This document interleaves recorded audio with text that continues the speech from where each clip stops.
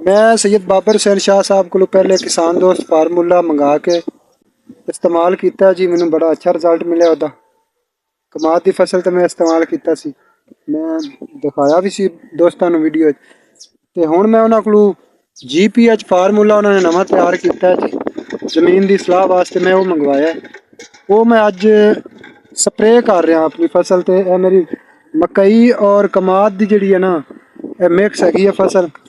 ਇਹ मैं ਤੁਹਾਨੂੰ ਦਿਖਾਣਾ, ਇਹ मकई ਤੇ कमाद ਦੀ मिक्स फसल है जी। अस्सलाम वालेकुम, मेरा नाम अहमद हसन है, मैं जड़ांवाला जिला फैसलाबाद पंजाब तो गल कर रहा सर। ਇਹਦੇ ਤੇ ਅਸੀਂ ਅੱਜ ਅਪਲਾਈ ਕਰ ਰਹੇ ਹਾਂ, ਸਪਰੇ ਕਰ ਰਹੇ ਹਾਂ। ਇਹ ਉਹਦੀ ਦਵਾਈ ਜਿਹੜੀ ਹੈ ਅਸੀਂ ਜੀ ਉਹ ਫਾਰਮੂਲਾ ਮਿਕਸ ਕਰ ਰਹੇ ਹਾਂ ਇੱਕ ਡਰਮ ਦੇ ਵਿੱਚ, ਔਰ ਇਹਨੂੰ ਫਿਰ ਟੈਂਕੀ ਨਾਲ ਉੱਤੇ ਸਪਰੇ ਕਰਾਂਗੇ ਇਨਸ਼ਾਅੱਲਾ। ਇਹ ਤੁਸੀਂ ਦੇਖ ਸਕਦੇ ਹੋ, ਇਹ ਚੈੱਕ ਕਰ ਲਓ। ਇਹ ਜੀ GPH ਫਾਰਮੂਲਾ ਜੀ, ਇਹ ਅਸੀਂ ਹੁਣ ਮੰਗਾਇਆ ਦੁਬਾਰਾ, ਔਰ ਅਸੀਂ ਪਹਿਲੇ ਇੱਕ ਮੰਗਾ ਕੇ ਉਹਦੇ ਤੋਂ ਮੁਤਮਿਨ ਹੋ ਕੇ ਤੇ ਫਿਰ ਦੁਬਾਰਾ ਇਹ ਮੰਗਾਇਆ ਇਨਸ਼ਾਅੱਲਾ। ਪਹਿਲੇ ਵਾਲੇ ਨੇ ਸਾਨੂੰ ਰਿਜ਼ਲਟ ਦਿੱਤਾ ਹੈ, ਇਸ ਲਈ ਦੁਬਾਰਾ ਅਸੀਂ ਮੰਗਾਇਆ, ਔਰ ਇਹ ਵੀ ਸਾਨੂੰ ਨਾ ਰਿਜ਼ਲਟ ਦੇਗਾ ਇਨਸ਼ਾਅੱਲਾ ਲਾਜ਼ਮੀ।